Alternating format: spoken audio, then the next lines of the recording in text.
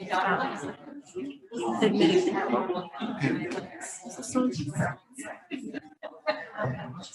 afternoon, everybody. Welcome, welcome. I see many familiar faces who were here at the reception the other night, so welcome back. My name is Renc-Carter. I am the curator for the Lipa-Ratner Museum of Art, and we are absolutely honored to have this opportunity to show the art of Louis Markoya, A Deeper Understanding.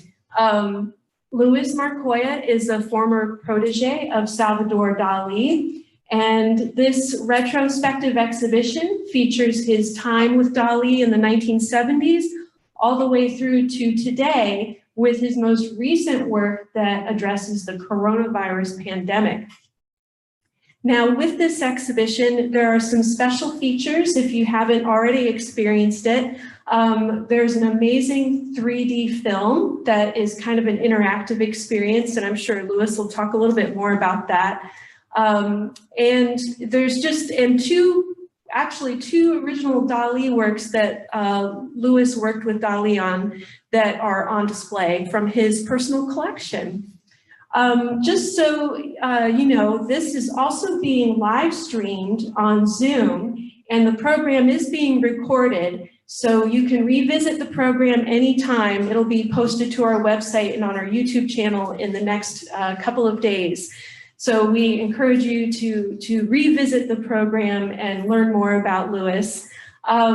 This exhibition just opened, but it will be on view through February 6, 2022. So we're very excited to have it for a little bit more of an extended period of time.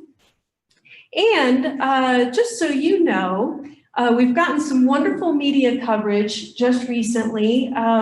Louis's exhibition will actually be covered in the Tampa Bay Magazine, which the new issue in September comes out Wednesday. So go pick up your copy. And we're looking forward to being covered in the Tampa Bay Times, and Fox 13 has already come out to visit him. And so it's all very exciting, and we really just appreciate Louis and his talent and his enthusiasm. And one more thing, Creative Loafing has their Best of the Bay going on right now, and Louis's exhibition has been nominated for a Best of the Bay museum exhibit. So it's nice to vote, to get on the Creative Loafing website and vote. So I encourage you to do that. You might have till then, but you can't leave the room until you vote. Yeah. So without further ado, I know this is going to be a very interesting program. We do encourage questions at the end of Louis's presentation, and we'll also open it up to all of the visitors in the Zoom as well that can enter questions through the chat. So without further ado, Louis Markoya.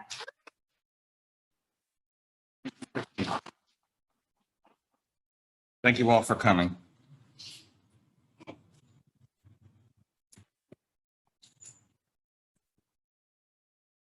I want to start with some thanks. First to the Lipa-Ratner Museum, with Teresa Wilkins and Christine Renc-Carter, Chad Marin, and Emmy Tanaka, who all put up with a lot of grief from me in getting this thing going and getting it to be and look the way I wanted it to look.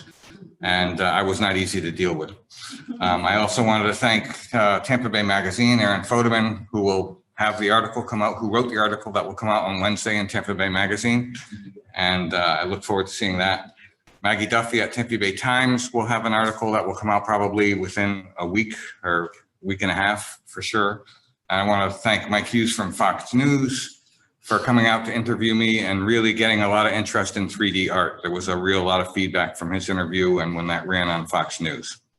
I also wanted to thank BJ and Jim Embersold as good friends and people that really helped me get a lot of reference materials to get this show on the road and to get it promoted.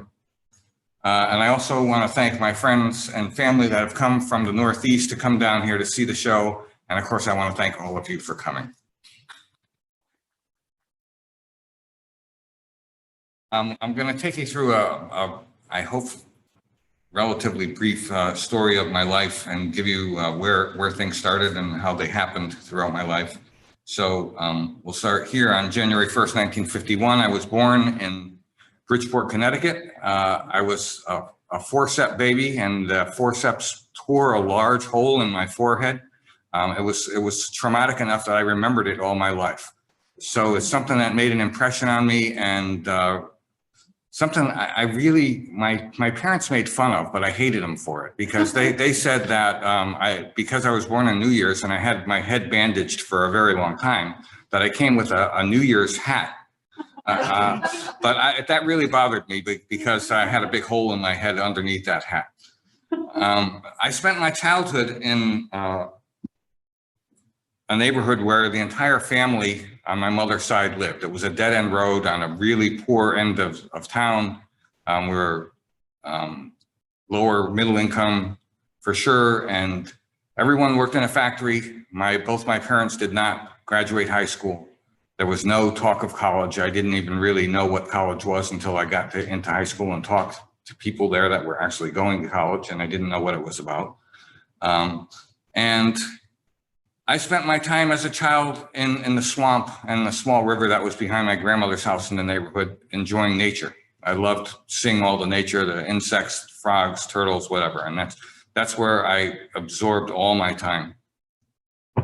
In middle school, I became interested in building model cars like a lot of boys do. And beyond building them, I started drawing them in middle school. And in middle school, there was an art class that met for 20 minutes a week, that was taught by one of the teachers that wasn't an art teacher, was one of, I think, a social studies teacher, actually. But I really got into drawing cars, and at the time, found out about this gentleman, Ed Big Daddy Roth, who was designing cars, and I found out many years later that he was actually called the Salvador Dali of car designers. So that was an interesting tie-in, but he had no rules, because he built his cars out of fiberglass and didn't have to start with anything premeditated as a design. He did whatever he wanted and made the designs phenomenal. And that really inspired me as a way of thinking. He also is the originator of the Rat Fink character and a number of characters that had been like that. And I got into drawing all of them, and I got really good at drawing all of them. And I really was looking forward to going to high school where they had an actual art room and an art class, and signed up for it. And in 1975, as a freshman, got into high school.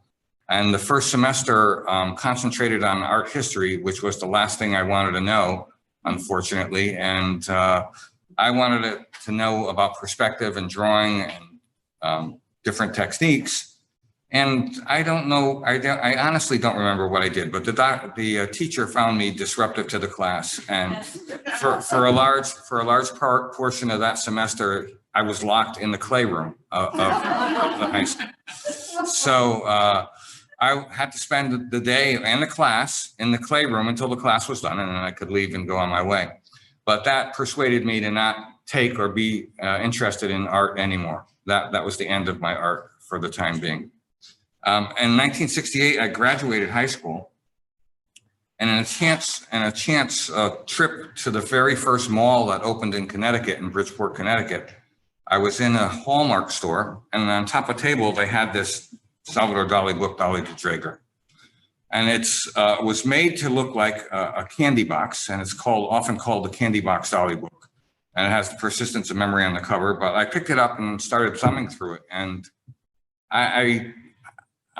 you could see the picture of my graduation picture. I really wasn't ready for what I saw.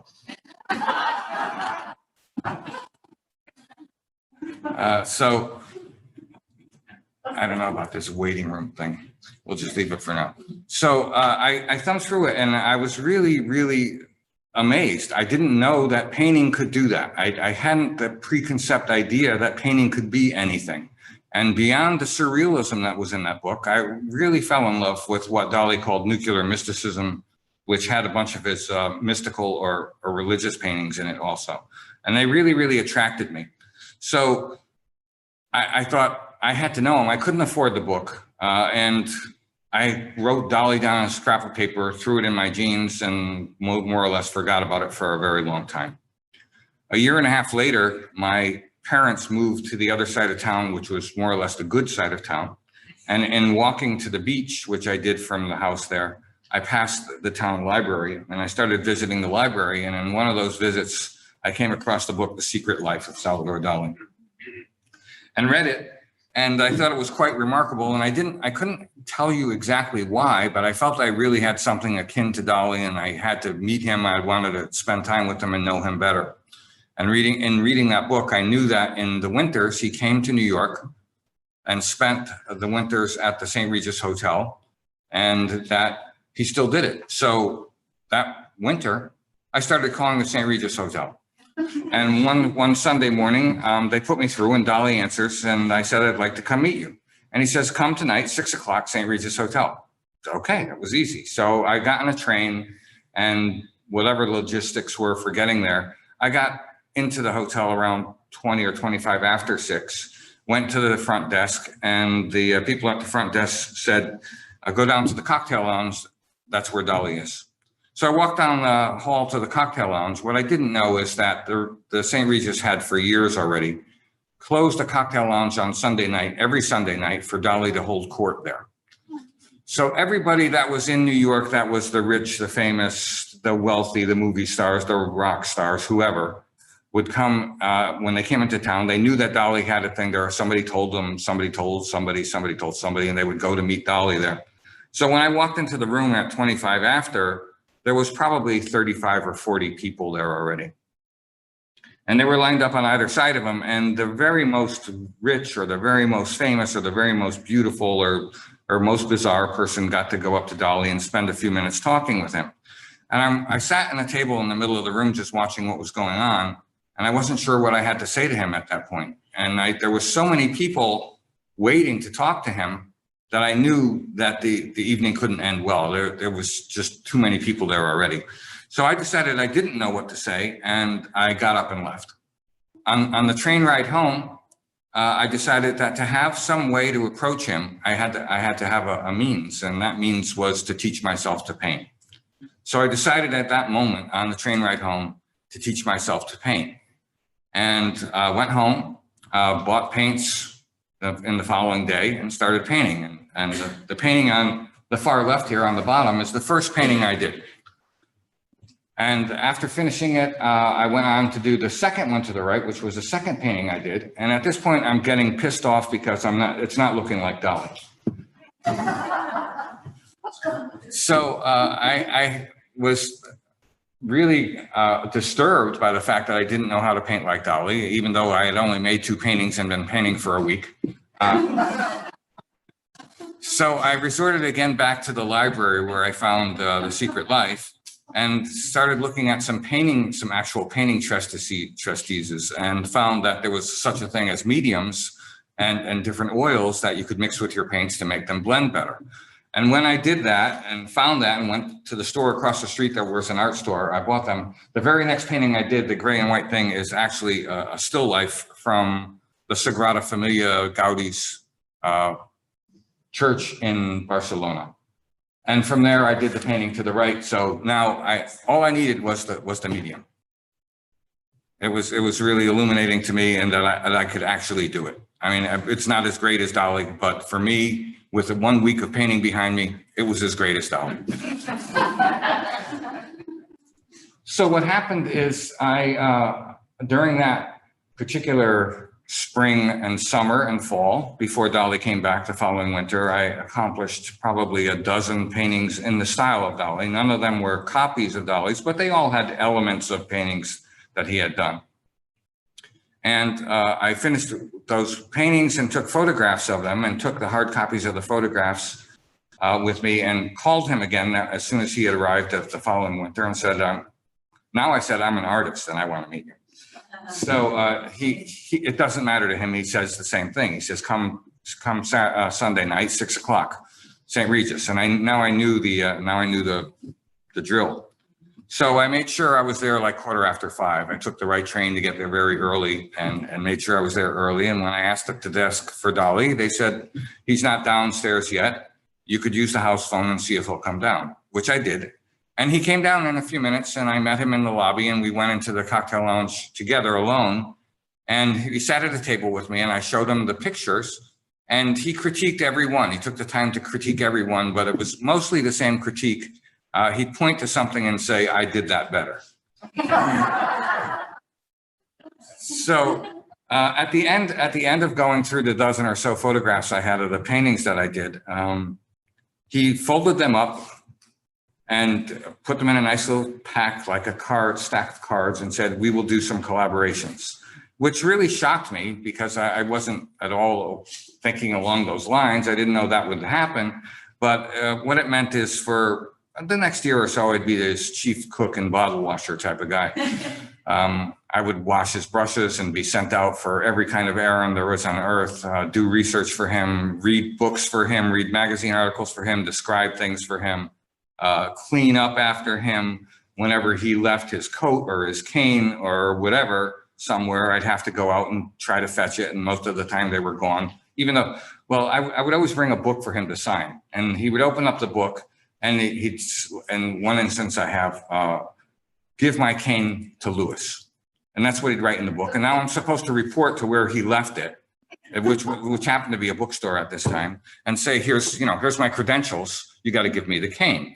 Well, of course, people knew it was Salvador Dali's cane, and it was gone, days ago. So I never came back with any of those things because people knew it was Dali's and they'd run off with it.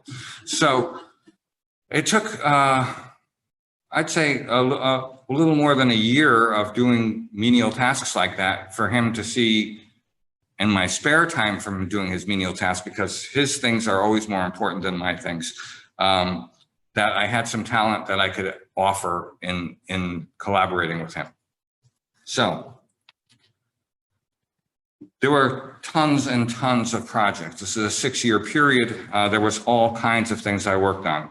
But at the time when I started working with Dali, he was involved with making a project with a company called Roland Development, who made a plastic called Rolux that Dali had done projects with that had an impression of relief because it had the plastic had lenses pressed on both sides of it.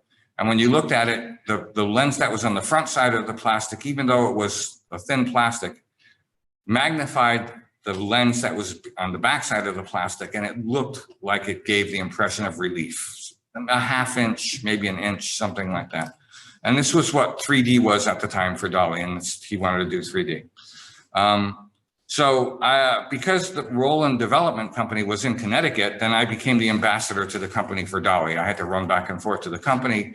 Dali had done the lithograph with them and was pretty much thinking that it was done, but since he had me there as a slave to work on the project, try to expand how 3D we could get it to look. And I was doing that by painting on both sides of the lenses and trying to put pieces of the lenses behind it and put pieces of the lenses in front of it. And then eventually found that different types of lenses pressed on it made different kinds of relief. So that was a big breakthrough, and we did some things with that. What's a big project was Changes in Great Masterpieces, which is a lithograph series that Dali did during the 70s.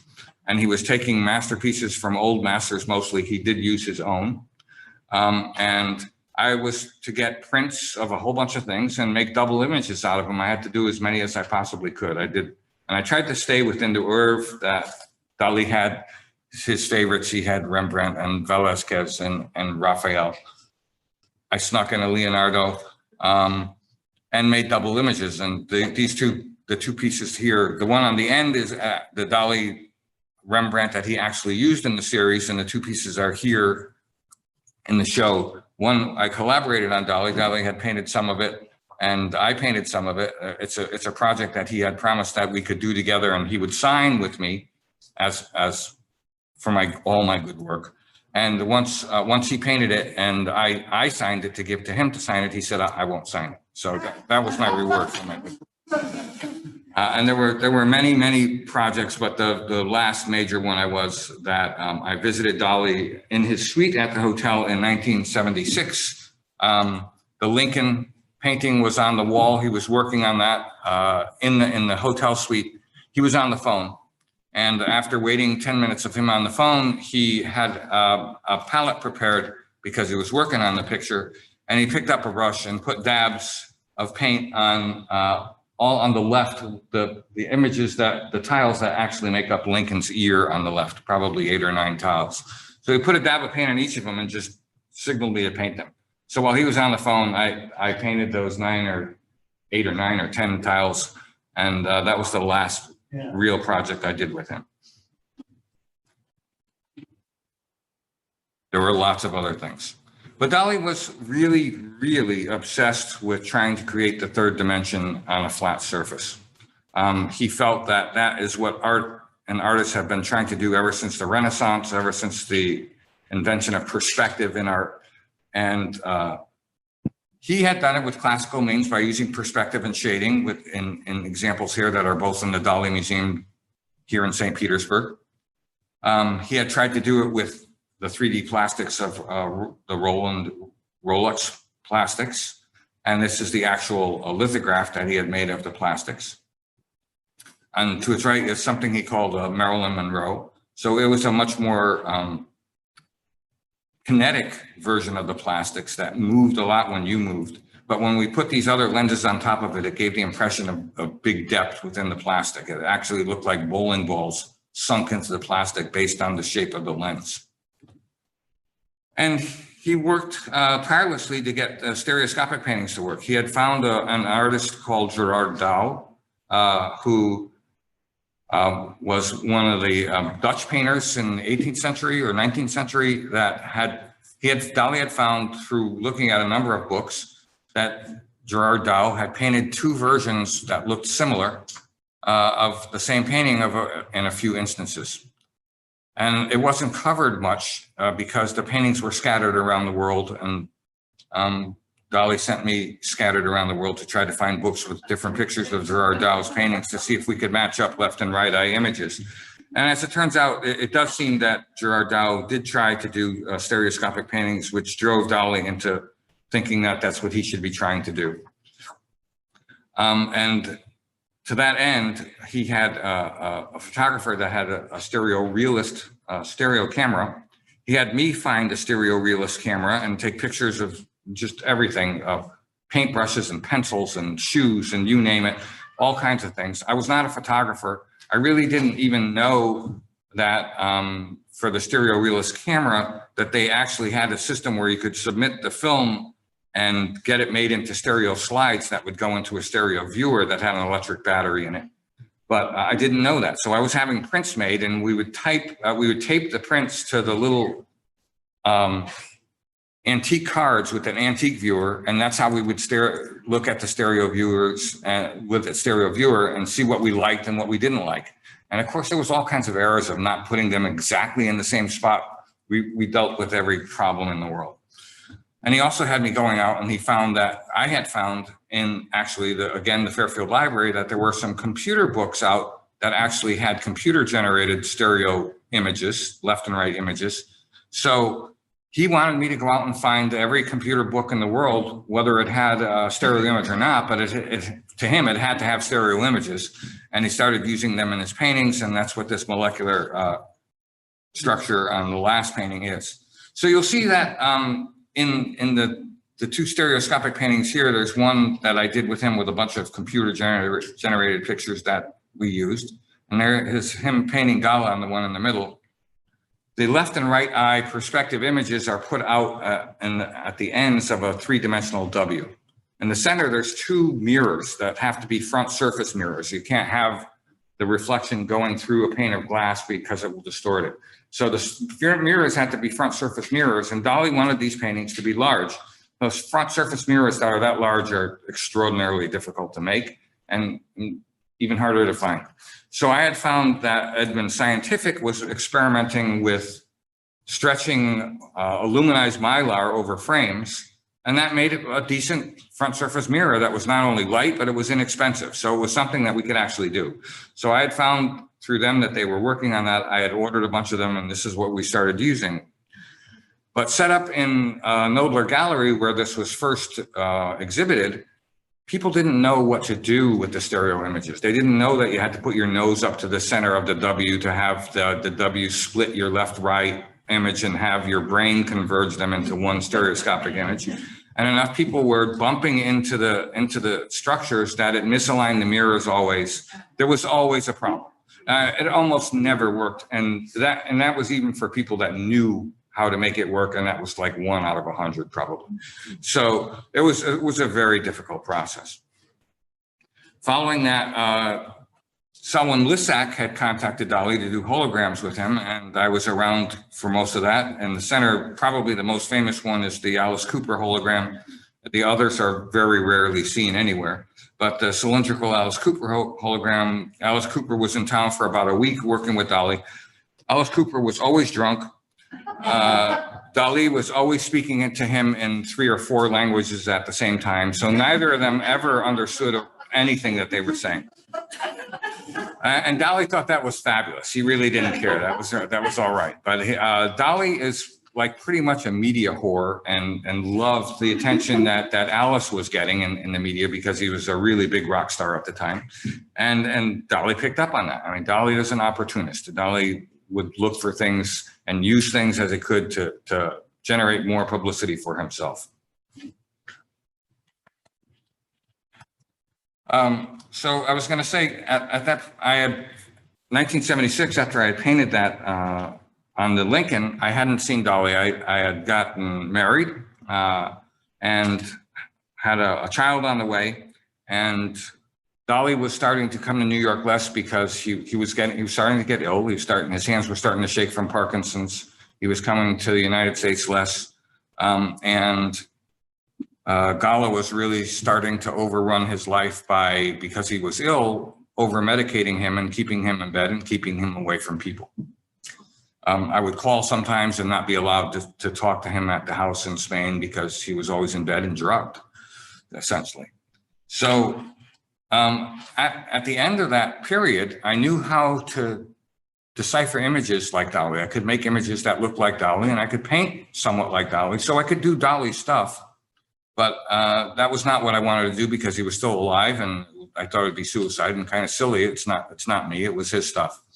So I didn't really know what I wanted to do for myself, so I stopped. I didn't know what to paint, and I stopped. I stopped painting. I didn't do art. Like I said, I started a family, was raising a family, and because I was raising a family, I changed jobs. While I was working with Dali, I was working in a gun factory, my family had professed. You weren't anybody unless you were working in a factory and bringing home something. So I was making $2 an hour working in a gun factory and coming home covered in oil from head to toe, and sometimes even going into New York to work on art for Dali covered in oil because I didn't have the time to get home and shower. So at that point in time, there was also, I ran the assembly department for the gun factory, and the assembly department also had to test the guns. And I was involved with an accident where nobody got hurt, but a gun went off and it went into the wall that I was holding the gun. And it made me think that I have a family now, I can't be doing this. So I got a job after that because I knew how to use a micrometer and make my way around assembling things. I got a job at PerkinElmer at the time, who was making the very first lithographic instrument to put the patterns of circuits down on silicon that would make the chips that became our computers and whatnot. I started in that job as a technician without a college degree or anything, and I very, very quickly learned the 3-dimensional aspect of optics alignment, and I became better than almost anybody in the company at it really quickly. So all the really big optical problems were left for me to solve. And I understood, or had for some reason an understanding of that space, and was able to correct those things. And from there, they weren't treating me well. They didn't give me any raises, even though I knew all this stuff and I was better than the people that were there.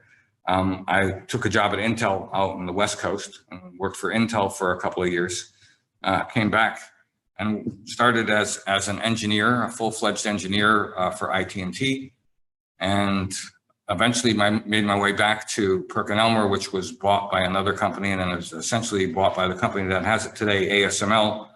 And during that time period, which is 40 years, that's where some of my creativity was expended. I was awarded something like 35 patents within that time.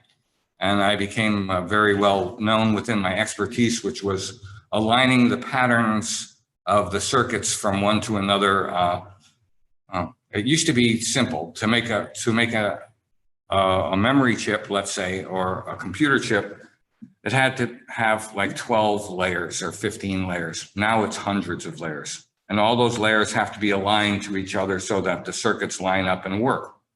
And to do that, you have to use patterns that are put in the silicon to have machines recognize and align them to each other. And I became an expert in that. And that's what I did for the 40 years. But artistically, I did nothing in these years. So in 1981 and 1985, I did very little artistically, but in the early 80s, Apple and Atari both brought out personal computers before anybody. And Commodore followed up a little bit later. And a bit later than that, IBM brought out the PC. But I was interested in trying to do graphics with a computer because I actually got the interest while working with Dali. On one Saturday afternoon, I think, the people from CBS Labs, which was in Stamford, Connecticut at the time, dragged in a huge mainframe computer to show Dali that you could actually draw on a screen. And the resolution was terrible. It was big blocks and there was only a few colors, but Dali was really interested in it. And he said, oh yeah, it looks good, leave it here. And they said, we can't leave it here. So he said, okay, then get out of here. I don't want anything to do with you. So he kicked them out of the room, but that gave me an interest in working in computers as they became available to the public. I got myself an Atari 400 computer and I started looking at what you could do with it graphics wise. And I wrote a few articles for a few magazines about what it could be done. In 1985, Commodore brought out a computer called the Amiga, which was really a crazy big deal at the time. The resolution was still very low, but it had, if you used a very special mode, it was able to display 4,000 colors at once on the screen. So now we're saying you could actually make art with it, even though the resolution was low. And I designed a number of pictures that were Dali-like art that computer magazines at the time really picked up on. And I did a lot of magazine covers at the time.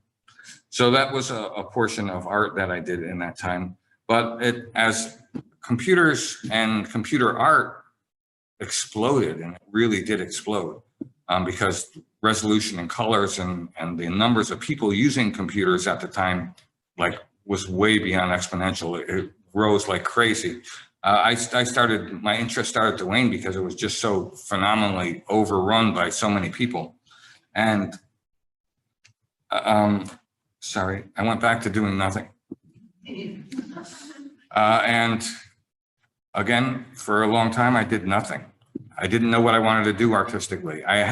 From the time that I worked with Dali, I'd always thought that I'd return to it and that I knew that I would return to it. And I wasn't sure how it would be done. I thought I'd be waiting till when I retired because that's what seemed logical. I didn't know what to do while I was working. And in the meantime, I was just doing the usual stuff and watching what's going on in the art world and the internet. Again, did nothing for these years. Up to 2011, I did nothing. So there's really a good 40-year chunk of time where I didn't pick up a paintbrush. I didn't pick up a pencil to draw anything. I didn't think about classical art at all. I just didn't do it. In 2012, two big things happened to me. Online, I found the advent of a three-dimensional fractal. And the examples in the squares up here are just a really minute bunch of patterns that could be made with three-dimensional fractals because it's endless. You could never get to the end of it. There's so many algorithms that you could apply and change what the patterns look like that I thought that it was really something that intrigued me. And I felt that not only could I use it in the art, but it somehow explained the complexity of a mind and the complexity of life to me. Around the same time, I was in Manhattan in Times Square, and I saw a movie marquee for a Spider-Man movie of Spider-Man hanging off the side of a building.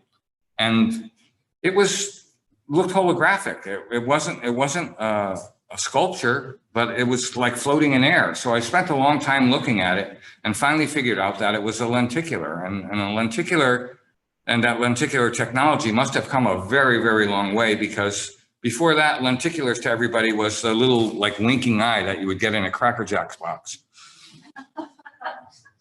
So having seen that, I thought this is something that Dali would have really been interested in, because it's full color and it's 3D, and I wanted to know more about it.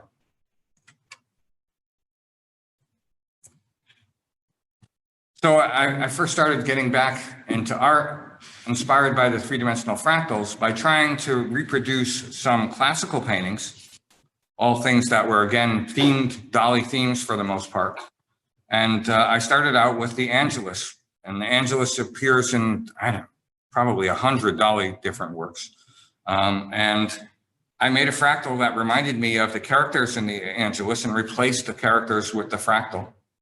And to me, I said, it works, it works. I could use this to do what I want.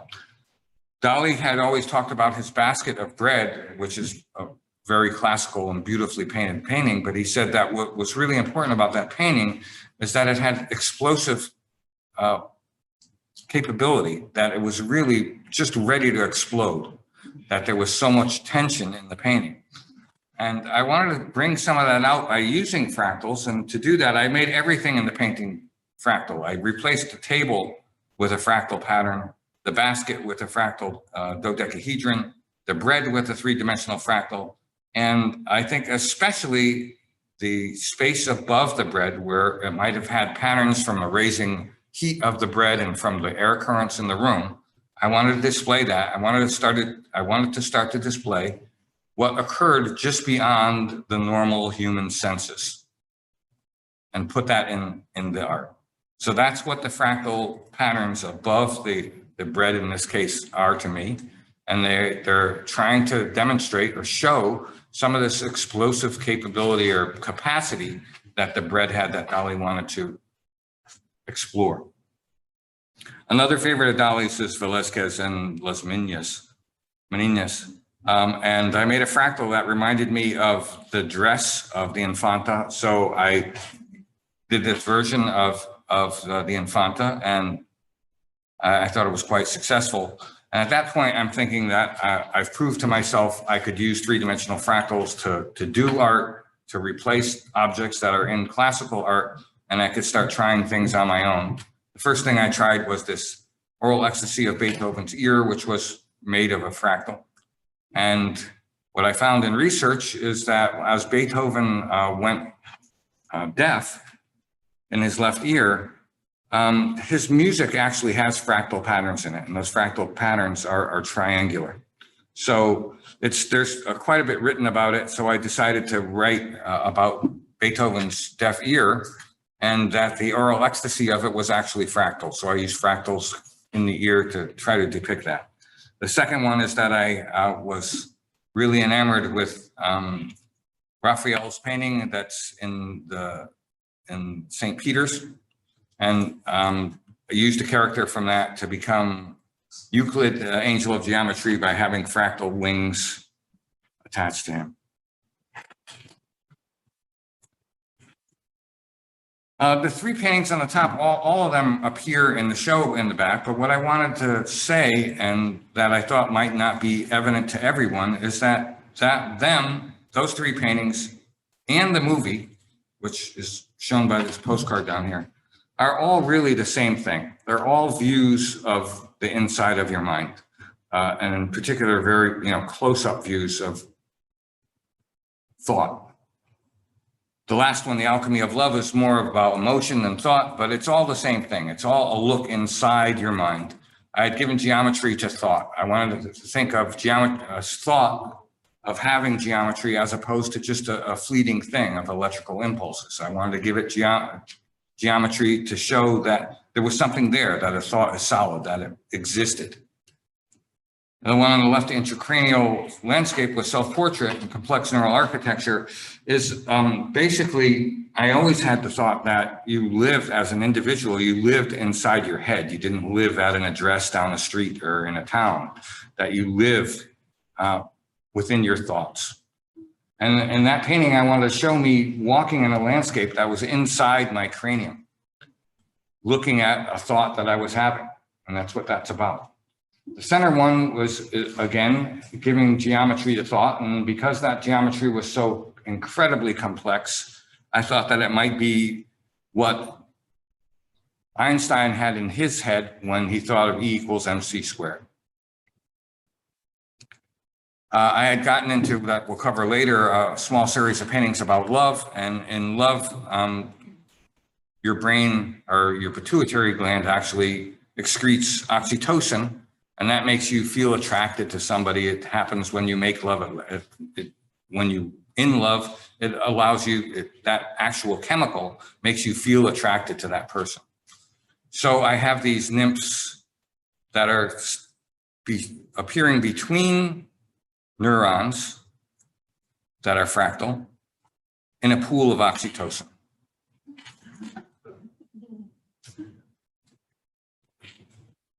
Here again is another bit of evolution that occurs with pieces that are in the show, where the first thing that I did to think about thoughts as use pieces of nature to signify a thought, I thought it was a good idea because the pieces of nature, fish or insects or whatever, are different sizes and they had different capacities. And I wanted them to appear outside the cranium because I thought thoughts didn't necessarily remain in your cranium, that your thoughts exist outside your cranium. And when you're with friends or you're doing something or you're intimate with somebody, you often come up with the same thought. And I think that's because there are brain waves, there are things that are happening outside your cranium that you can't really account for with the senses that we have. So I made there's actually two of these skulls that are split. There's the other side that is a nighttime scene in the desert with all kinds of moths and insects that are flying above it. The daytime one here with the fish and jellyfish, all those little elements to me were thoughts. And there was the whale of a thought and a little tiny sardine of a thought, little tiny thoughts, all those things. But sometime later, I had made a fractal that I wasn't expecting to make a painting of the same subject matter, but I made a fractal that reminded me of the face, and it struck me that I was going to do a painting of what I had made as the sculpture. And the name of that is Only Thought Rivals Nature. I had thought that nature had been brought up to know that nature is the ultimate creator, and we're all taught that, I think, going through school. And it certainly is marvelous, but what I came to think of in painting that painting was that I had the capacity in my brain to change and use nature any way I wanted. So that allowed me to think of the fact that only thought could rival nature, because you have command over nature at that point. You could do with it what you want. If you wanted to change the patterns of nature, you could do it. If you wanted to change how nature evolved, you could do it. And all through your thought and how you used it, in this case, in a painting. That evolves down to a similar painting here, which is how I imagined the Übermensch. Übermensch from Nietzsche were like a super thinkers, and that I thought that their capacity for thought was extended that large.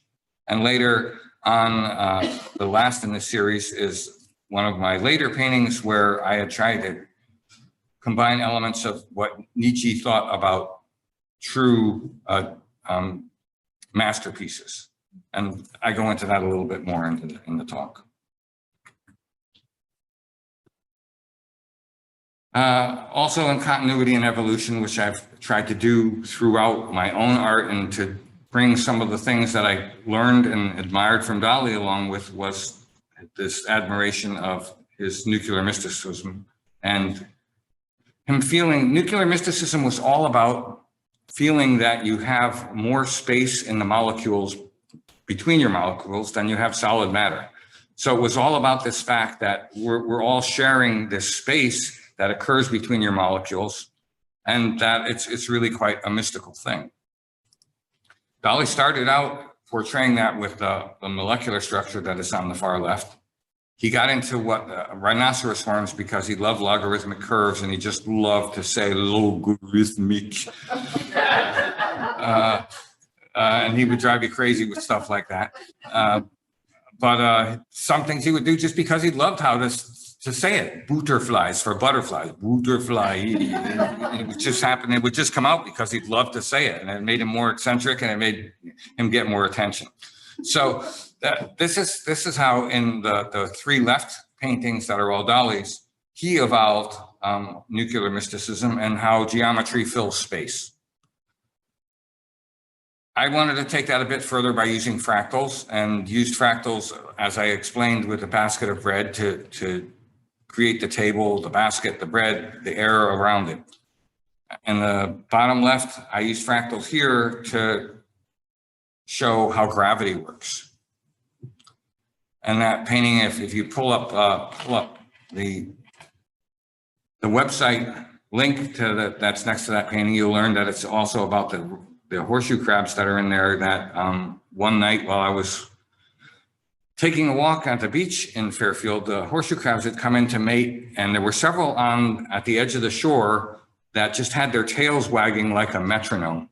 And it was a full moon, and there was a cloud streaking across the moon like this, and that reminded me of Dali's Un Chien Andalou movie, which has clouds streaking across the moon. And I told him about it, and at that point we sat down and wrote a small short movie script that it's a slightly erotic tale of how the moon is in love with the ocean, and it loves it so much that it pulls the tides. Going further into this, I used a bunch of sinew with form that I thought was an evolution of Dali's. I would see that, let's see, I have this figure. I see that as a further evolution of what's happening up here with more detail.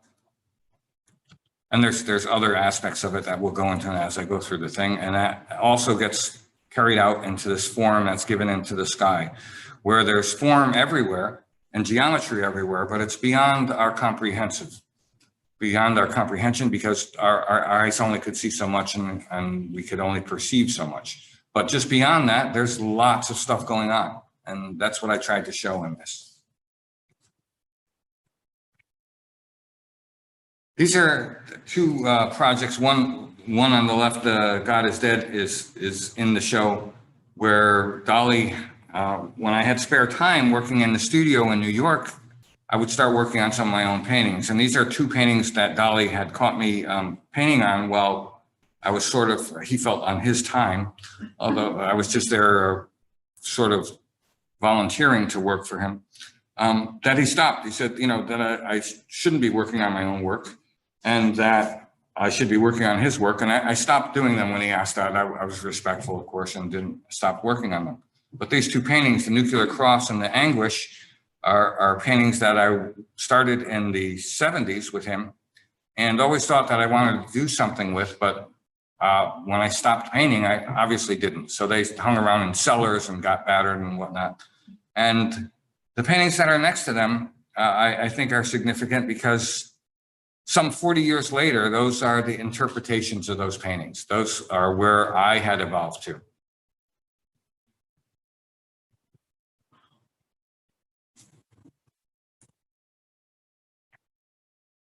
There's one, the Dali painting of this Beta Paradiso is in the show. And I thought I'd explain quickly that I met a friend on the internet, on Facebook, who this Visroot, and I'm not even going to try the last name. He's Thai, and he's a professional photographer, and Nikon sponsors him, and he takes incredible pictures of beta fighting fish.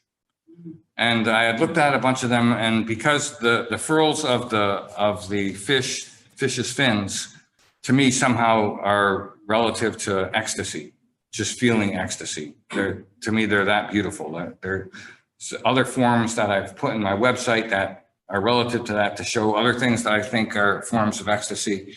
But I thought that they were ecstatic. And I wanted to use some of the fish for some paintings because I thought I could do something with them. I contacted him and asked him about it, and I got a copy of his book here, Beta Paradiso.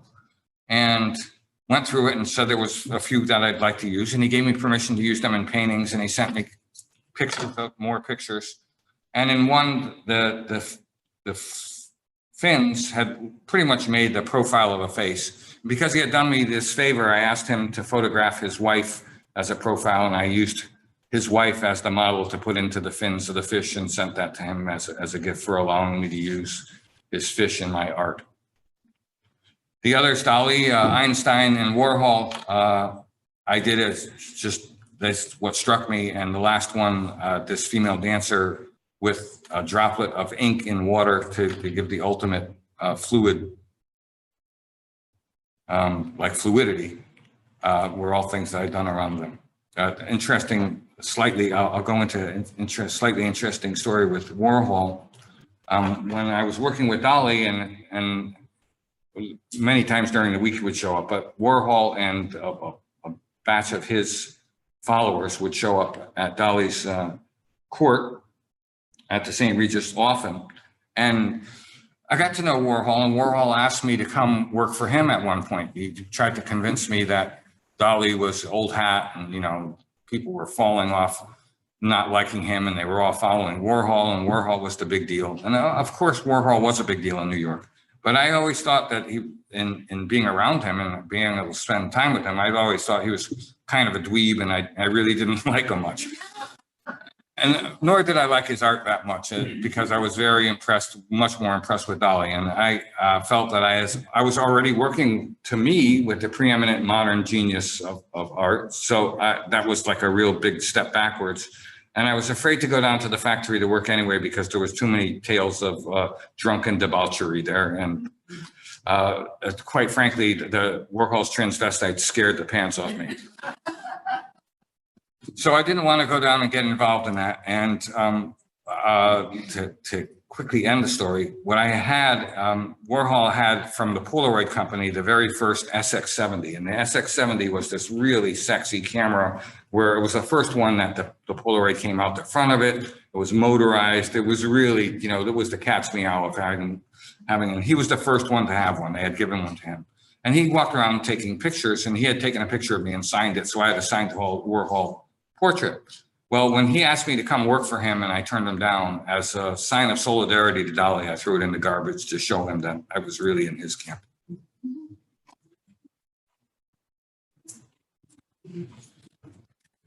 So I had started at one point, I had always wanted to make something of this nuclear cross that I had started, that Dali stopped me working on. And like I said, it had hung around in basements and had been moved from one apartment to another. It made many moves. It's got a bunch of cracks. It's got a bunch of scratches. But I'd always liked the perspective that I'd laid out for it, and thought that I was onto, you know, a nice painting. And I had started reading Nietzsche and got interested in his feelings about organized religion, and decided that I would change the perspective, change the painting, and make it into a pretty much a masterwork. It's 5 feet tall, almost 3.5 feet wide or something like that, to change Dali's gold cubes of the Catholic cross into rust. And the one real fun thing that's a dig to modern art here is that along with all this debris and the mention of Wall Street, you know, making money more important than people, and us killing off species, I threw Jeff Koons' balloon dog floating in the water here. And that is because I can't, well, I have a hard time recognizing the balloon dog as really valuable art, but the art world and the collectors that take care of that, this, you know, dozen or 2 dozen billionaires that really run what the art world does, collected them and brought the price of it up to $20 or $30 million a piece. And I thought that was a real atrocity to the art world.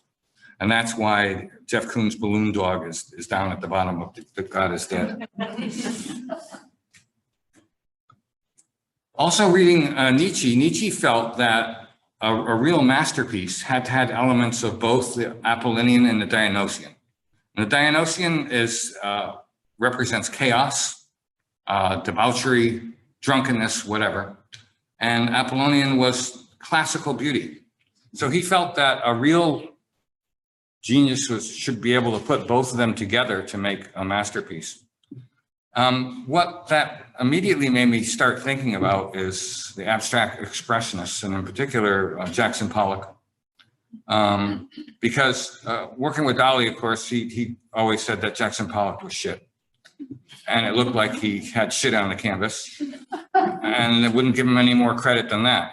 And I became very biased because I was really Dali-centric. You know, when I was working with Dali and hanging with Dali, I even had a Spanish accent at the time. And I'm far from Spanish. So I started actually thinking about it in a new light and thinking about abstract expressionists and what Nietzsche had done. And I felt that Nietzsche had tried to make something that was Dionysian. It was chaos.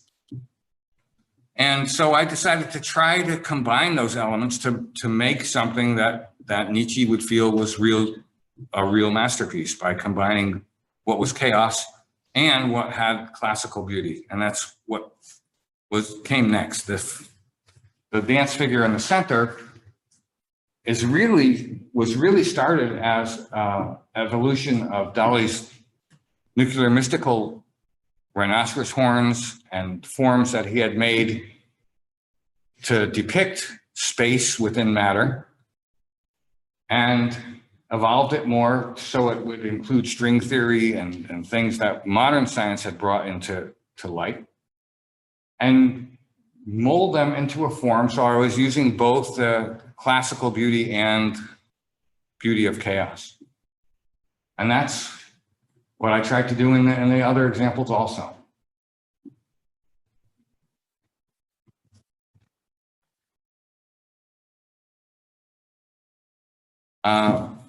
A year and a half ago, a little more than a year and a half ago, in January of 2020, I had gotten divorced, had retired, and gotten a car and moved here all within a 3-week period.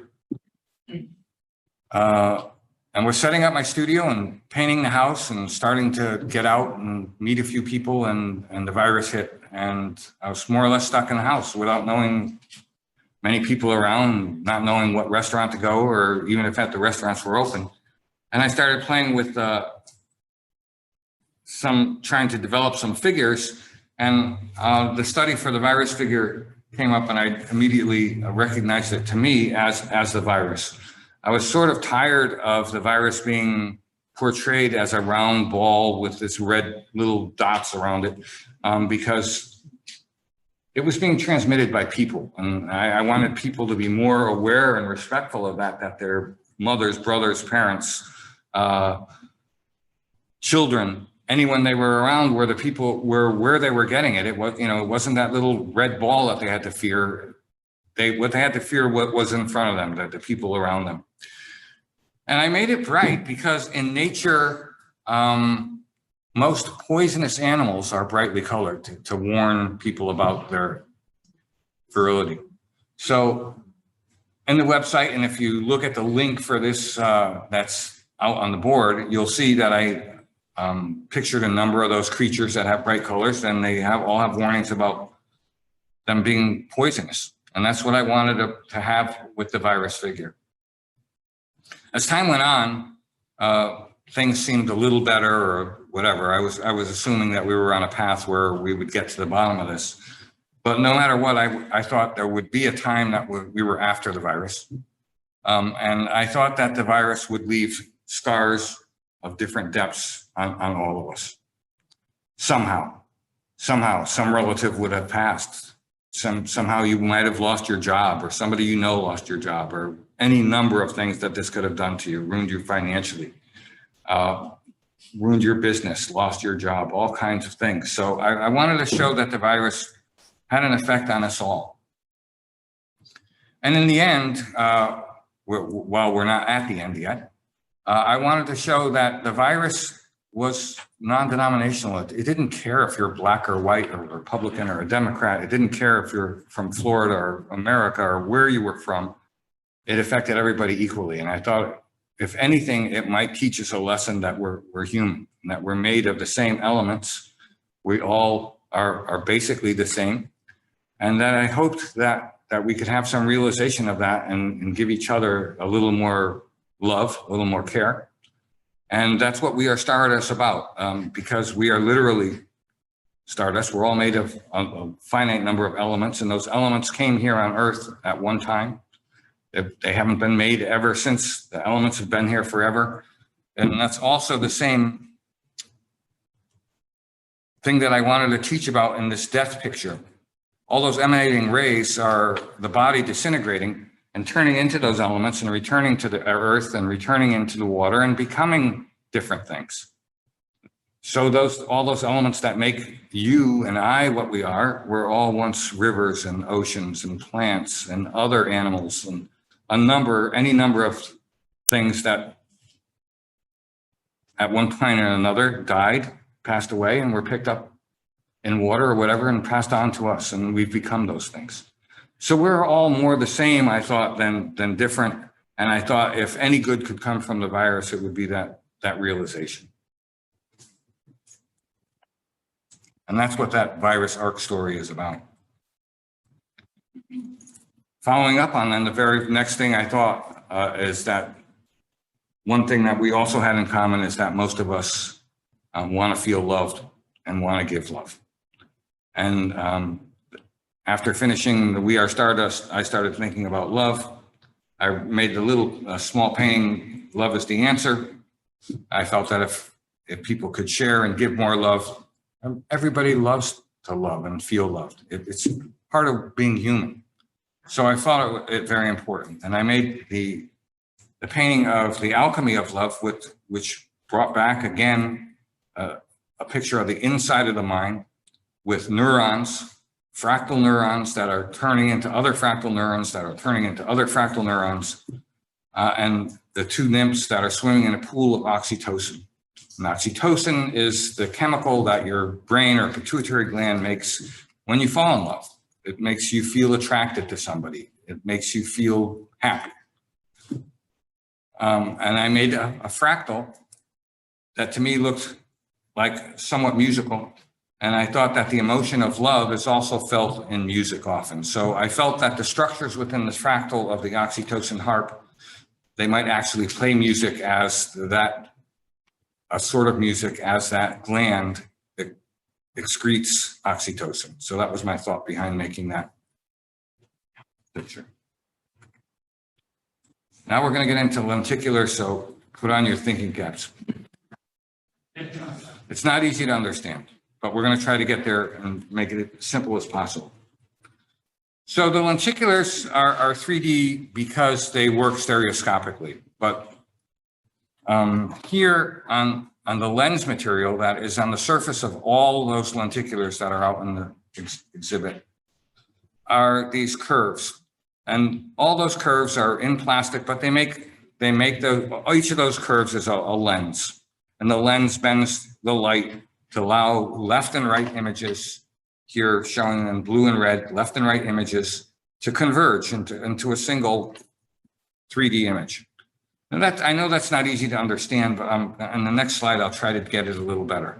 So there are all these stripes of left and right eye images that you're looking through a lens, and the lens converges those left right eye images to make it into one solid image. And that because the left and right eye stripes are left and right eye perspective, they're not just stripes, they converge into making it into a 3D object. So this is how I thought the best I could explain how the detail is gotten in what you see out in my exhibit. Lenticulars in the past used to be this on the left, where I'm trying to show, this isn't exactly how it happens, but this is the best that I could describe it to try to make it easy. If we put under one lens a left and right eye image of a ball, and you look through that lens, the center is where it's trying to converge. And if you turned it on its side, what you would see is, you would see a flat image of the ball, but it would be at a different height than the background because the ball has a different left and right eye image. The background looks the same no matter where it is. So the background's going to look like it's back further than the ball, and the ball would look like it's floating above the background. And this is an end-on version of what you would see, where the ball here shown on its side, you would really see this round ball, one round ball, but flat and floating above a blue background. That's how you would see that.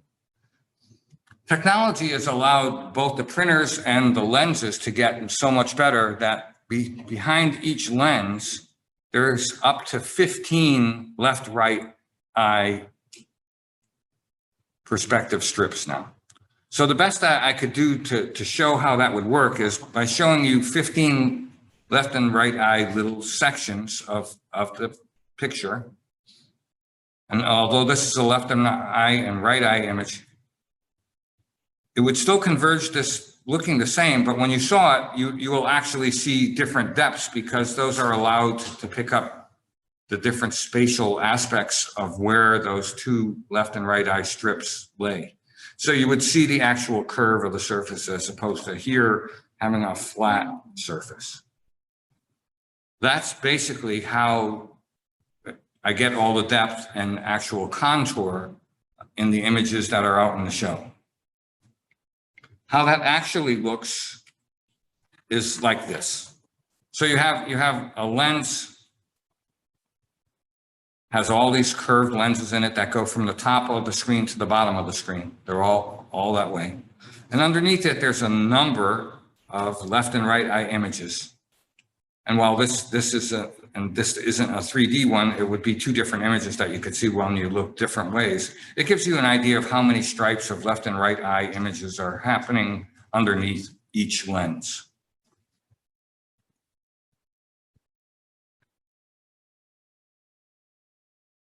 So I think I talked a little bit about this at the opening. When I had started painting, started the concept for this particular painting, the figure's head was so bizarre that all I could think of was Francis Bacon and how he had distorted his portraits. And I said, okay, immediately, it's Francis Bacon. I know it's Francis Bacon. So I went on painting it. And when I was getting close to the end, I was looking at it and I said, you know, Dali painted Picasso with a spiral in his head. If I put a mustache on this, it really could be Dali. And then I was thinking about it more as I was painting, and I said, oh, you know, this really could be me. And that was a little frightening because I thought the whole thing was very worrisome. But what it made me realize is that the painting and every painting can be autobiographical. And that everything that I've done is autobiographical. That's the story of my life out there. And that painting is what made me realize it. So I wanted to leave you with the artist statement. And to me, the biggest aspiration of art is to stimulate the minds of your viewer, you know, to stop them from what they're doing and get them absorbed with what they're looking at. If you can make them think, stop, get their attention, it could actually, and it's really true, it could actually cause neural growth. And that neural growth, if it happens, didn't just happen and is only applicable to the painting that you're looking at. It's there then. Then it helps you change your thought process and your mind forever. So that's what happened to me when I looked at this book. When I stopped in the Hallmark card store, opened up that Dali book. And it's my fondest wish that if any of you walking through the show at the end of it think differently, think that you've seen something you never have before, I've accomplished what happened to me in that book. So thank you very much.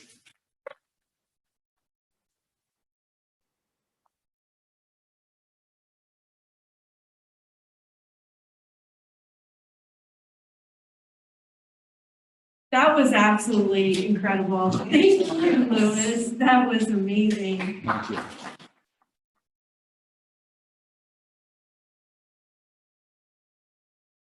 Now, we would really like to open this up for some questions and answers. And if we run out of time, you can come back and visit the galleries another time, perhaps. I'm going to stop screen sharing this presentation so that we can also have our viewers from the Zoom join in who, if they have questions, they can do it in the chat. but certainly we want to open it up to you all for questions as well. If you need the microphone, I'm happy to bring it to you. So we'll open it up. The floor is yours. Start with you. I have, first of all, I want to tell you, okay, that from your talk, okay, you changed my opinion. Okay, and I'll go back and look at the art, okay, which I'm sure more will also. I Okay, have two questions for you. sure. Do you still have, is there the movie script of The Moon in Love with the Ocean? It's on my website, and then if you go to the card that's outside the painting, you could get right to it. It's there. Fantastic, thank you. And then the second question is, would you think about talking to our governor about your view of the virus?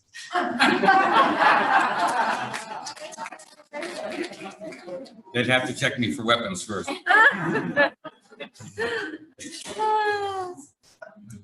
Thank you. Yes. Obviously, you're a rock star, just by your dress and by your art and your thought. But you know what really struck me is how cool this dimensionality is, because I know someone who has one eye, so they could not see like a three-dimensional movie. So I closed my eye when you have your fractal, and even with one eye, you can see dimensionality, and that's fabulous. Yeah. So the movie, when I had a show in 2015 at Washington and Lee University, and they had a computer lab in there that their students were learning how to model some things in a 3D program that they did in 3D. So they asked me if there was something I could do with them. And I started sending them pairs of just fractals in 3D. And they would call back and say, yeah, it looks good or it looks bad or whatever. I didn't have a way to view it. And I eventually found in Korea, there was LG made an actual 3D monitor for computers, and it was only available in Korea, and it all had Korean menus. I bought one and really struggled with it every time I turned it on because I didn't know, I really couldn't remember the sequence, but would eventually get it to working. And I made that movie for them, for that show. But one of the most rewarding little stories about that was late one evening, a woman came in and sat in front of the movie, and I was told this by Elliot King, who is he's a professor there. He's also a Dali expert. And he found her crying in a chair in front of the movie. And he asked, what was wrong? Could he help her? And she said that she had been in a traumatic car accident and had brain injuries for years and has had problems with migraines and whatnot, and that the movie was curing her. So that was a really wonderful thing to hear. But the movie, again, is a trip inside your head, and all the segments of the movie are supposed to represent thoughts, different thoughts, and that the thought evolves, it doesn't stay still. And it changes, and it comes and goes, it disappears and goes into the next thought. And that's what the movie is really about. Other questions? I would just add, okay, you want to see that movie. Yeah. Definitely. It is quite unbelievable, as is his mind. That's very true. Any other? Oh. Yes. Let's go for it. Sure. Can you tell us about that cat? My cat is the real star of the house. Yeah. It's a Bengal cat, and many years ago I had a cat that passed away, and it affected me a lot more than I thought it would when it passed away. And I always admired Bengals. Well, I love exotic things, obviously. So the Bengal is about the most exotic you could get in a cat. And I was warned and warned and warned that they're difficult, and they are difficult. And they're very different than other cats. He loves water. He's taught himself to open the doors in the house, to open the faucets, to run the water. He's done a lot of crazy stuff. And he's has absolutely no fear, hangs with his paws off of shower doors, off of shower curtains. He's a really prolific and crazy cat, and he'll run. They're really bred from the jungle. They still have some jungle in them. And even when he walks, he has those back hips that you see in the jungle, in the large cat movies and stuff. And he'll get himself up to a full-born run, and it's really fast. And he'll just launch himself at you. Just hit you in the back, hitting you in the butt, hitting you in the side, all over. And he won't stick his claws in them, but he'll just run up and just whack himself into me. And I have a ranch house at the end of which is the main bathroom. And he's made it a point that I could never get in the bathroom before him. He wants to be there first, and he doesn't care how, what kind of injuries might happen, but he's got to be there first, and he'll go into a full-born run, slide across the sinks, hit the toilet, go into the wall. Doesn't bother him at all as long as he's there first. And what's his name? King, K-Y-N-G. He's from the hood. I can add to that cat story that we did a studio visit because we really needed to see some of the work in person. And we had Chad Marin, who is the director of the SBC Innovation Lab, who helped convert his 3D film into something we could view here at the college. We both went to Louis's house and were enjoying everything and just talking up a storm, and you hear this thud in the bathroom, and we didn't know he had a cat, and all of a sudden you see these leopard paws come out from under the bathroom, and he's starting to try to break free, and eventually we just had to see him, and he was the most beautiful cat I've ever seen. But definitely a personality. He gets away with a lot because he's too beautiful. Yeah. Well, you have another question? Please. Yeah, you mentioned which is Apollo and Dionysus, that dichotomy that he likes to apply to works of art. And actually, in the basic humanities course here at St. Pete College, the textbook includes that. I'm having to teach the course. Oh, fantastic. But I'm teaching it to students as though they don't know about this. The Yeah. general public doesn't understand this theory. So when you first encountered it and you talk about it, how do you feel about it? I mean, can you look at, say, Leonardo da Vinci or any other impressionist painters, and can you see that action going on? Very definitely, but there, when we get into Leonardo, or if we get into just Michelangelo's David or something like that, to me, that's beauty without the chaos. You don't need the chaos to have that be beautiful. So, I mean, I know that's a very individual thing to him, but I was able to, it made me understand much better the abstract expressionists, which I had zero respect for before that. So I could see it both ways, but I agree that if you could apply it to both, then I think it could be a good thing. And I think I'm very biased. It's my art, my babies. I think the way I've applied it, I've tried to do what Nietzsche thought, the way it should be. And it's not an easy thing, but I think it has rewards. Yes. Describe how you feel when you sell a piece of your work. Happy. But isn't there some sorrow there as well? Because like you said, it's your baby. Yeah. They are my babies, but by far, my work, the most popular things by far are the lenticulars. And the lenticulars, once I've transcribed them from the painting down into the lenticular, now it's a print and they're a limited edition. So I could have another one myself, and I usually have the artist proof or a couple artist proofs of each of them, and I have the painting. So there's not much for me to lose. It's there. But I've gotten to have enough work. So I thought when I did this show, and I drove Christine crazy because I was trying to post, put post stamps everywhere. I thought that, I had like 80 pieces instead of the 70. She whittled me down to 70 instead of, I would have had the floor covered with art if she let me. But she actually did a really reasonable job, and I think the exhibit is beautiful the way it is. But when I thought that would you know, sort of drain the house, and it did drain the house, but I just went and got a bunch of my other art, and I'm still happy with what I have. Joan? The painting that you did of reincarnation is kind of the perfect visualization of Einstein's theory of the conservation of matter and energy, Mm-hmm. where everything's swirling around in the universe and coming back into itself. It's exactly the type of thing that it, you know, it's supposed to depict. Can we listen to the questions from the chat people? I think they're just mostly comments. They're being shy.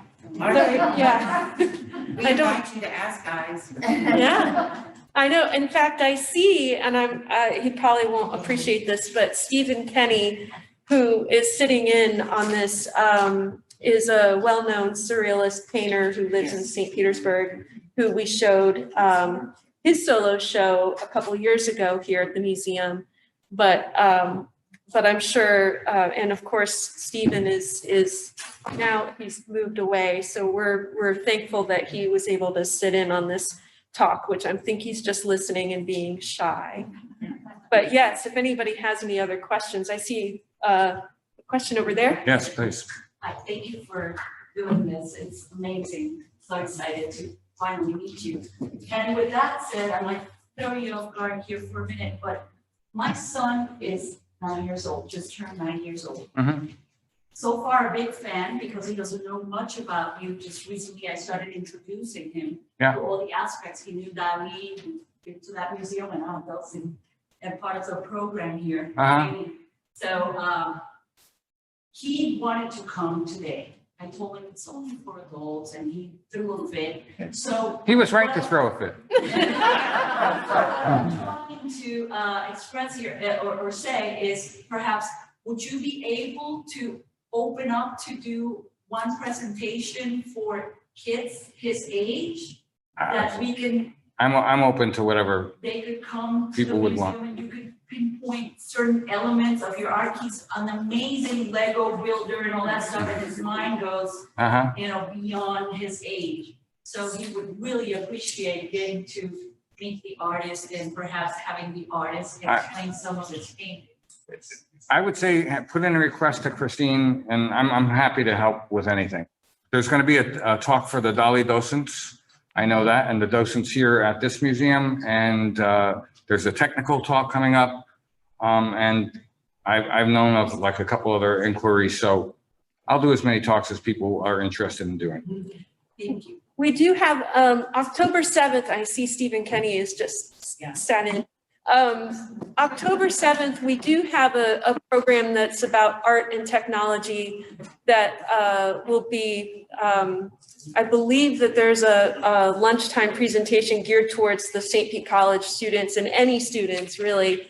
And then there'll be a second program at 5:30. That's on October 7th. But just keeping that in mind, we're always happy to coordinate other programs. I know there was another question, but I do want to introduce Stephen Kenny up here, who is sitting in, I guess he's in Virginia now. And Yes. Yes, nice to see you, Stephen. Glad to be here. Wow, everybody was whispering when you put your video on. They're like, oh, it's the Stephen Kenny. But it's great to see a meeting of the minds over the internet here. Well, this has been great. I've really enjoyed it, and it's great to hear Louis talk about his work. He's an amazing artist in person, and glad to know him. And everyone's lucky to have this show.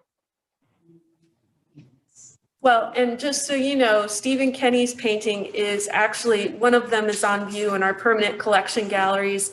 And it is a great thread of surrealism that weaves through all of our galleries right now, between the Abraham Ratner's experience in surrealism in the 20s and 30s in Paris, into our Florida galleries with Stephen Kenny's work, and now in our interactive gallery with Louis Markoya. So it's a titans of surrealism here at the Louis Ratner Museum of Art. But we're glad you could join us, Stephen. Thank you. Yeah, my pleasure. Does anybody have any other questions? Lynn Whitelaw? Could you speak about using lenticular technology and how artists have used it? I remember Agam in the 90s was working with it, but where do you get it produced? What other artists are working with it? There are several other artists using it, but none of them using it quite the way I am. Most 3D lenticular artists that I've seen have used it in 3D, where the first example that I showed you with the two balls where it would come out flat. So you might have three people in the picture, and the three people are at different depths in the picture, but the people are flat. So the picture has depth, but it doesn't have contour. And there are a lot more people, in particular photographers, that use lenticular in their art, that use it to change pictures as opposed to use the information space 3D. So as you walk past the picture, and I have one piece like this in the show, where as you move past it, instead of looking at depth, it changes, the lenses change which picture behind the lenses you're seeing. So you could change discrete images by using the lens. And that's where it's most often used. Which painting was that? The one that uses has three different paintings in it is the round lenticular that's next to the virus series of lenticulars. Okay, thank you. So when I decided that I wanted to try to use lenticulars for my art, I contacted a couple companies in the United States, and they said, sure, we could work with you.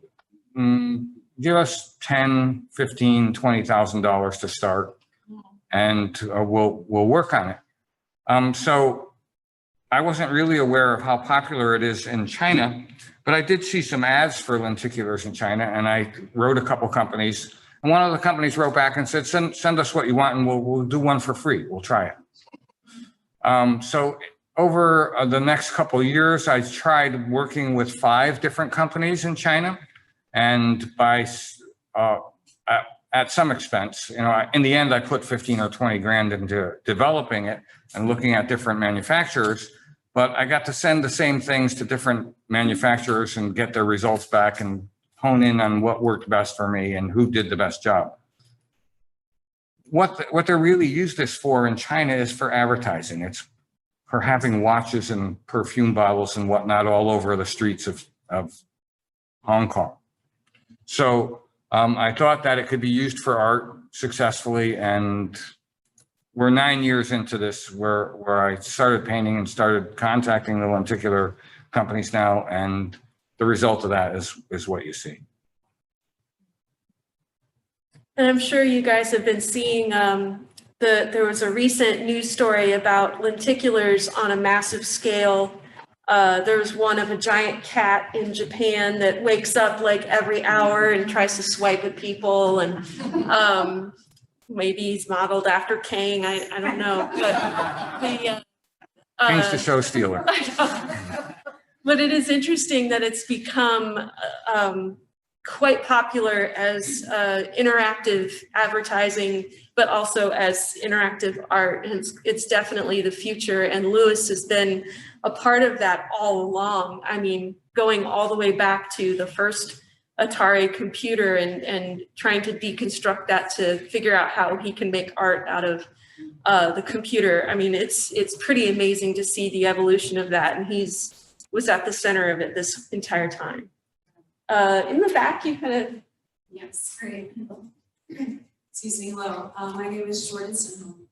Thank you so much. First of all, I just wanted to show appreciation for the twofold parallel of speaking about the future. So I love that you mentioned that point to really provide a great segue for this question. So I see how that's in the technology itself, and then it's also within the message. And then earlier we had this amazing mother who was asking about bringing children to be able to absorb this message about the neurology of our brains, and depicting that into the form of art. So really highlighting that approach for STEM and bringing in the art, which now is STEAM, so having that art and science combined. So I love that just unfolded here. And then also I love that you spoke about environmentalism. Because that's a word that we can translate into today and use that in our vocabulary to truly address a very severe issue, the biggest issue amongst all of our lifetimes and the lifetimes of our ancestors, well, rather, we will all be the ancestors of our future children, right? Mm-hmm. And one day they will be faced with this problem. And your artwork is showing the importance of that and our connectivity to nature and having that concrete in our approach to this existence in this life.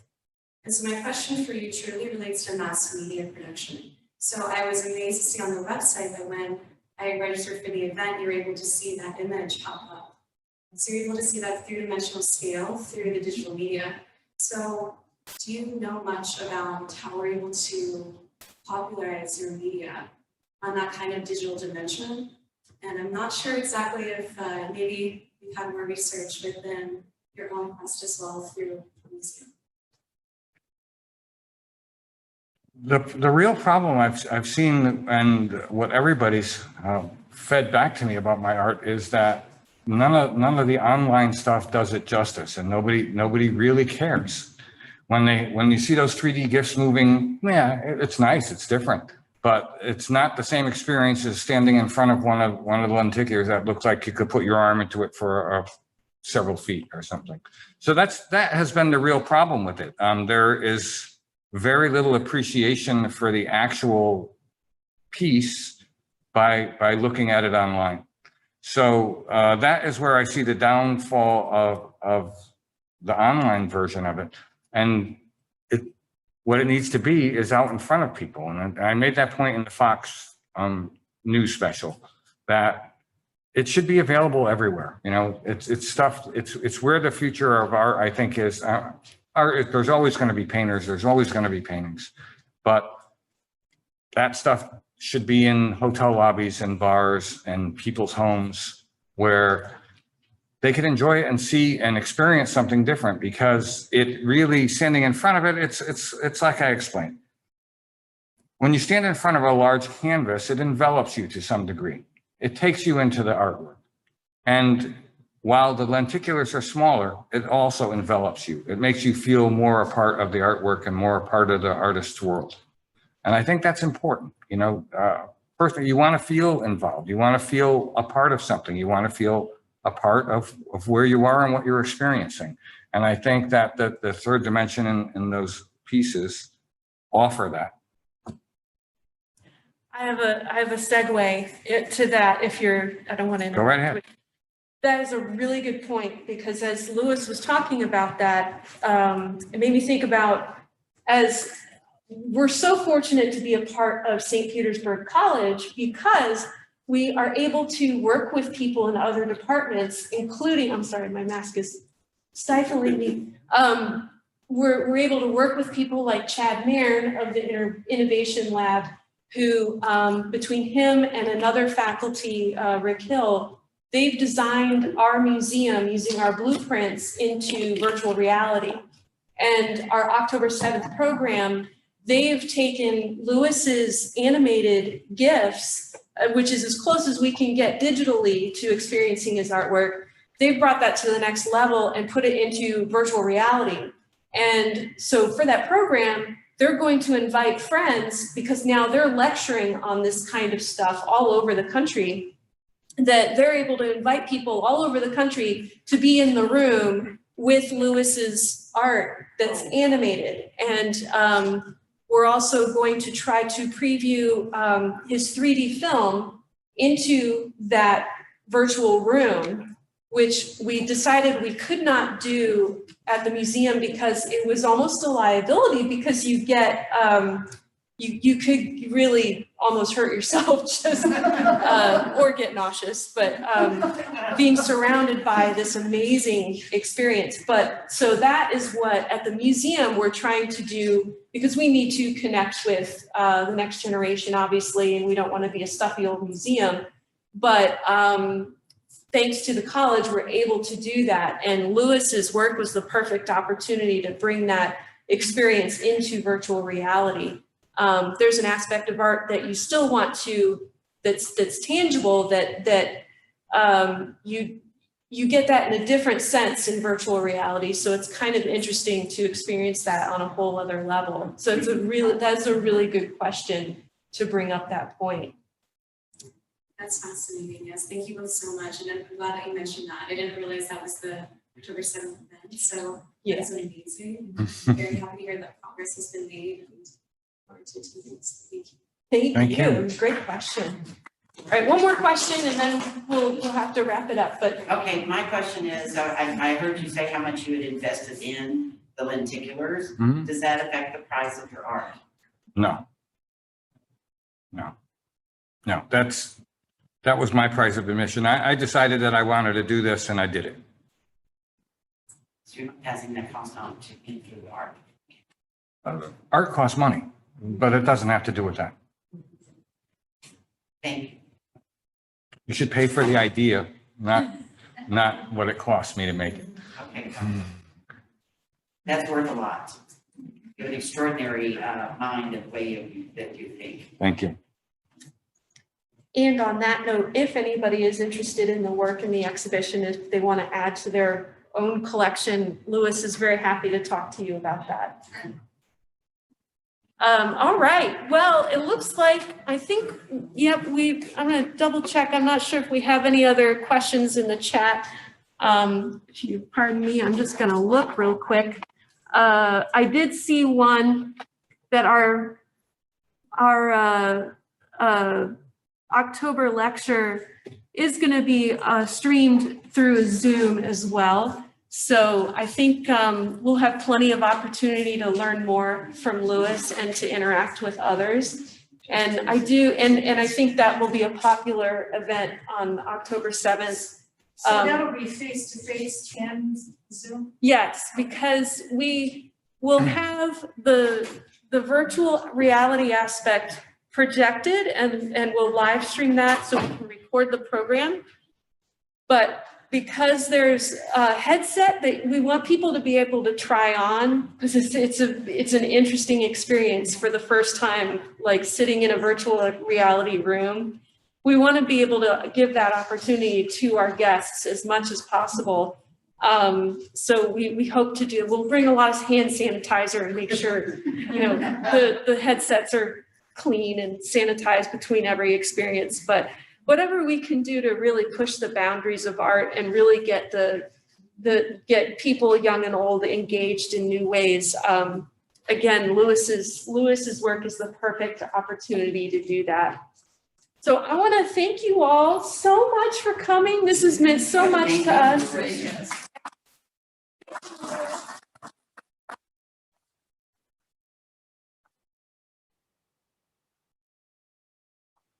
We'll join you in the galleries. The museum closes at 5 and we can talk to you more there.